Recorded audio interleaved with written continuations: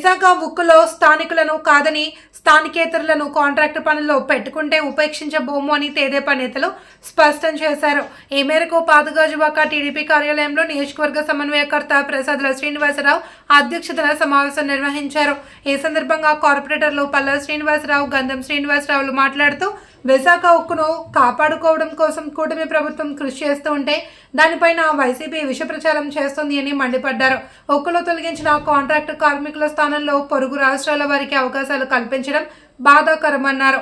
ఆయా విభాగాల్లోని ఏజెన్సీలు, నిర్వాసితులు, స్థానికులకు ముందు ప్రాధాన్యత కల్పించాలి అని డిమాండ్ చేశారు.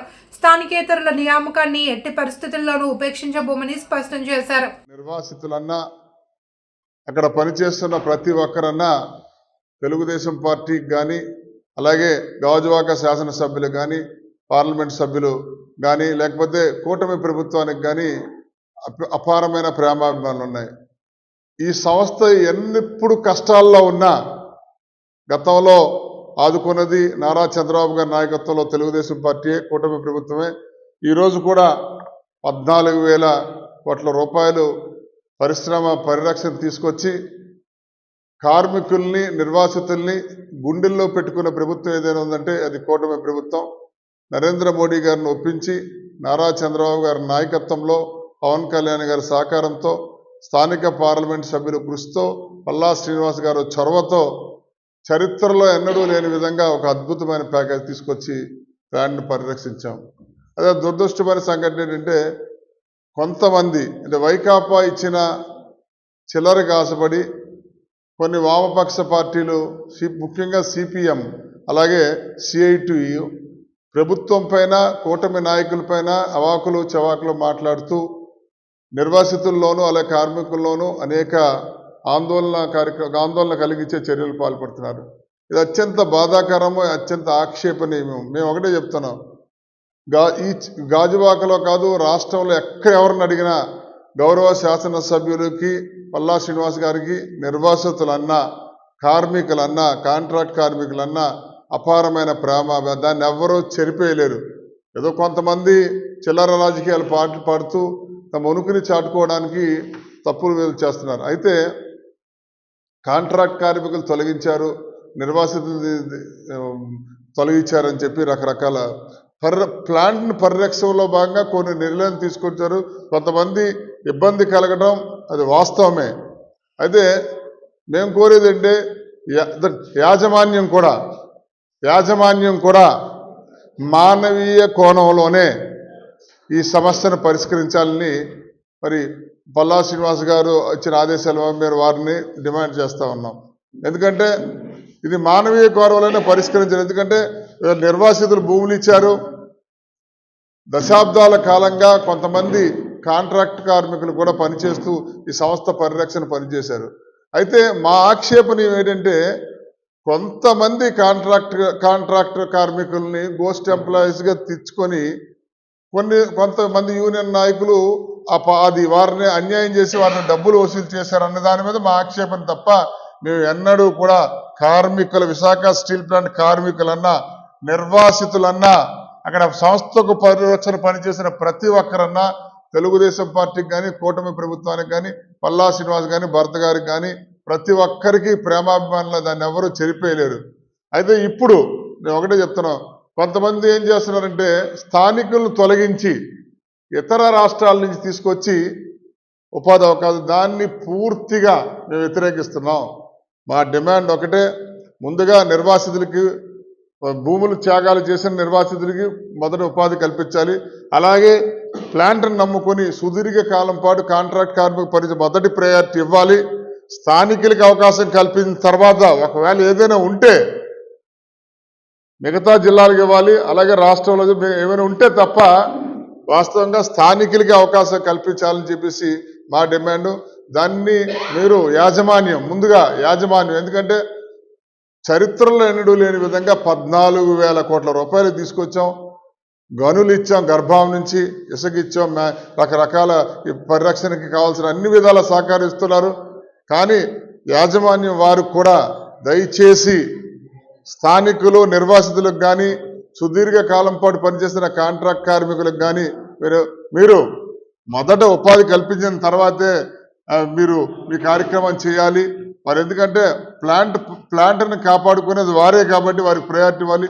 ఇతర రాష్ట్రాల వారికి మీరు అవకాశం ఇస్తే లేనిపోని సమస్యలకు మీరు గురి కావస్తుందని చెప్పేసి మీ ద్వారా తెలియజేస్తూ, స్టీల్ ప్లాంట్ అడ్మినిస్ట్రేషన్ బిల్డింగ్ దగ్గర ఇతర రాష్ట్రాల నుంచి అంటే ఒరిస్సా, ఛత్తీస్గఢ్ ఆ ప్రాంతాల నుంచి ఎక్కువగా స్టీల్ ప్లాంట్లో కాంట్రాక్ట్ వర్కర్గా చేపించుకోవడానికి మళ్ళీ మేనేజ్మెంట్ తీసుకొచ్చి అక్కడ నిన్న సేఫ్టీ చేసేటప్పుడు ఎవరైతే నిర్వాసితులు ఆర్కాడ్ హోల్డర్ ఉన్న వాళ్ళు గతంలో స్టీల్ ప్లాంట్లో చేస్తూ వాళ్ళని చాలామందిని తీసేశారో వాళ్ళ కాంట్రాక్ట్ వర్కర్స్ అందరూ కూడా అక్కడికి వచ్చి వాళ్ళని గౌరవ చేయడం జరిగింది. ఎందుకంటే 8,000 పైచీలకే ఇంకా ఆర్కాడ్లు ఉండిపోయాయి.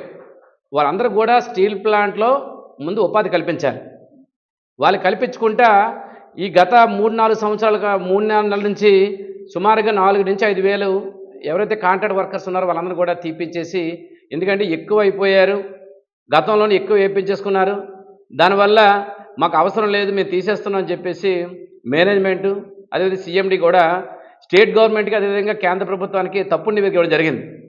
దీనివల్ల ఏమవుతుందంటే ప్రభుత్వం కూడా నమ్మి అవును ఎక్కువ అవుతుందేమో చెప్పేసి తీసేయడం, తర్వాత దానివల్ల లోకల్గా ఉన్న నాయకులు మేము ఇబ్బంది పడే పరిస్థితి ఈరోజు పరిస్థితి ఉంది. స్థానిక శాసనసభ్యులు కానీ లోకల్గా ఉన్న కార్పొరేటర్లు కానీ ప్రజాప్రతినిధులు ఎవరైతే ఉన్నారో అందరూ కూడా ఇబ్బంది పడే పరిస్థితి ఉంది. ఎట్టి పరిస్థితుల్లో ఎవరినైతే ఈ ఒరిస్సా నుంచి కానీ ఛత్తీస్గఢ్ నుంచి కానీ ఇతర రాష్ట్రాల నుంచి ఎవరినైతే తీసుకొచ్చి స్టీల్ ప్లాంట్లో పని చేయించాలనుకుంటున్నారో వాళ్ళు తక్షణమే అది విరమించుకోవాలి. ఎందుకంటే ఈరోజు ఒరిస్సా మన ఉద్యోగం కోసం అక్కడ టెస్ట్ ఉందంటే టెస్ట్ కోసం వెళ్ళేటప్పుడు వెళ్తే మన సర్టిఫికేట్లు తీసుకొని చింపే పరిస్థితి ఉంది అక్కడ ఒరిస్సాలో ఉన్న అక్కడ ఉన్న ప్రజలు. మా ప్రాంతంలో మేమే చేసుకోవాలి, ఎవరో ఇతర రాష్ట్రాల నుంచి రాకూడదని చెప్పే పరిస్థితి ఉంది. అలాంటప్పుడు ఇతర రాష్ట్రాల నుంచి వచ్చి విశాఖపట్నం స్టీల్ ప్లాంట్లో ఏ విధంగా పనిచేస్తారు? ఇక్కడ ఎవరో లేకపోతే, ఇక్కడ చేయడానికి మనుషులు లేకపోతే ఇతర రాష్ట్రాలు ఇతర జిల్లాలను తెచ్చుకోవాలి. ఇక్కడ కాంట్రాక్టర్ వర్కర్లు కానీ అదేవిధంగా స్టీల్ ప్లాంట్లో భూములు కోల్పోయిన సుమారు 8,000 మంది ఆర్కాడ్ హోల్డర్లు కానీ వాళ్ళకి ముందు ఎంప్లాయ్మెంట్ కల్పించాలి. మా ఎమ్మెల్యే గారి స్టాండ్ అదే, మా స్టాండ్ కూడా అదే.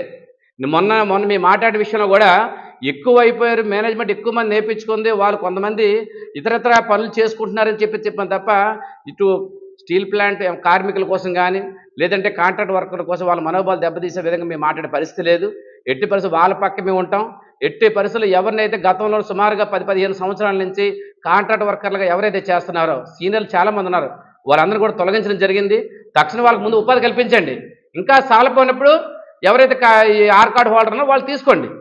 అంతే తప్ప ఇతర రాష్ట్రాలను తీసుకొచ్చి ఇక్కడ జిల్లా పనిచేస్తే ఇక్కడ చేతగాళ్ళు ఎవరు లేరు. ఎట్టి పరిస్థితుల్లో కూడా ఈ లోకల్గా వాళ్ళందరికీ ప్రయారిటీ ఇచ్చిన తర్వాత చాలామంది ఈరోజు ఉద్యోగాలు చేసి డిగ్రీలు చేసి ఉద్యోగాలు లేక రోడ్డు మీద పడిపోయి చాలామంది ఇబ్బంది పడుతున్నారు. వాళ్ళందరికీ ఉపాధి కల్పించడానికి స్టీల్ ప్లాంట్ అనేది ఇక్కడ ఉంది కాబట్టి, ఎందుకంటే విశాఖ స్టీల్ ప్లాంట్ ఉంటే మాకు ఉద్యోగాలు వస్తాయి, మా ఉపాధి ఉంటుంది, మా జీవితాలు బాగుంటాయని చెప్పేసి చాలామంది లోకల్గా ఉన్న చాలామంది ఈరోజు ఆశిస్తున్నారు. ఎట్టి పరిస్థితుల్లో కూడా వాళ్ళందరికీ ఉపాధి కల్పించిన తర్వాతే ఇంకా జనం సాలకపోతే ఇతర రాష్ట్రాన్ని తెచ్చుకొని వేసుకోండి తప్ప ఎట్టి పరిస్థితులు వేసుకుంటే మేము ప్రతిఘటిస్తున్నాం. మా ఎమ్మెల్యే గారు అదే చెప్పారు, మేము కూడా అదే చెప్తున్నాం. రాబోయే రోజుల్లో దీన్ని పెద్ద చేసి ఇక్కడ ఇబ్బంది పెట్టే పరిస్థితి ఇప్పటికీ కూడా అది గవర్నమెంట్ సెక్టర్లో ఉంటుందని మేము ఆ రోజు చెప్పాం, ఈరోజు చెప్పాం, రేపు కూడా చెప్తున్నాం. స్టీల్ ప్లాంట్ అనేది తెలుగువాడి మనోభావాలతోనే ముడిపడి ఉంది. విశాఖ ఉక్కు ఆంధ్రుల హక్కు ఎన్నటికీ అది పబ్లిక్ సెక్టర్లోనే ఉంటుంది. ఇది మా మొదట మాట, చివరి మాట కూడా. నెక్స్ట్ నిన్న చూసాం పేపర్లో ఎక్కడి నుంచో ఇతర రాష్ట్రాల నుంచి తీసుకొచ్చి కార్మికుల్ని పని చేయించుకుంటున్నారని. దానికి మేనేజ్మెంట్ వారికి మేము రిక్వెస్ట్ చేస్తున్నాం. ఇది తెలుగు ప్రజలతో ముడిపడి ఉందనేది మీకు తెలుసు, సెంటిమెంట్తో ముడిపడి ఉందని. కాబట్టే ఈరోజు స్టేట్ గవర్నమెంట్ కానీ సెంట్రల్ గవర్నమెంట్ కానీ ఎలాగైనా దీన్ని కాపాడాలి, తెలుగువారి మనోభావాలను కాపాడాలని ఉద్దేశంతో మరి 14,000 కోట్లు ఇచ్చి మళ్ళీ ప్లాంట్ని కాపాడినందుకు, పరిరక్షించినందుకు మరి ముందుకు వచ్చారు. అక్కడ ఏదో చాలామందికి అన్యాయం జరిగింది, ఆర్కాడ్ ఉన్న వాళ్ళకి అనేది మనకి తెలిసింది. సరే, కొందరు ఎంప్లాయీస్ సరిగ్గా పని చేయకుండా, కాంట్రాక్ట్ లేబర్ ఎవరు కూడా సరిగ్గా పని చేయకుండా ఉన్నారని తెలిసి మేనేజ్మెంట్ అక్కడ తీసుకున్న యాక్షన్ ఏదో తీసుకుంది. దానికి మాకు సంబంధం లేదు. కానీ పక్క రాష్ట్రాల నుంచి పనికి కాంట్రాక్ట్ ల్యాబ్ని తీసుకొస్తున్నారని మేము కూడా పేపర్లో చూసాం. అది చాలా అన్యాయం. ఇక్కడ పనిచేసిన ఏవైతే ఆర్కాడ్ ఉన్న వాళ్ళు కానివ్వండి, లేదా మొన్నటిదాకా లాంగ్ స్టాండింగ్ చేశారు, 10 సంవత్సరాలు చేసి మా దగ్గర కూడా వస్తున్నారు. మేము 10-15 సంవత్సరాల నుంచి ఇక్కడ చేశాం. అలాంటి వాళ్ళు అవసరం ఉంటే డెఫినెట్గా వాళ్ళు కూడా పెట్టుకోవాలని మేము మేనేజ్మెంట్ రిక్వెస్ట్ చేస్తున్నాం.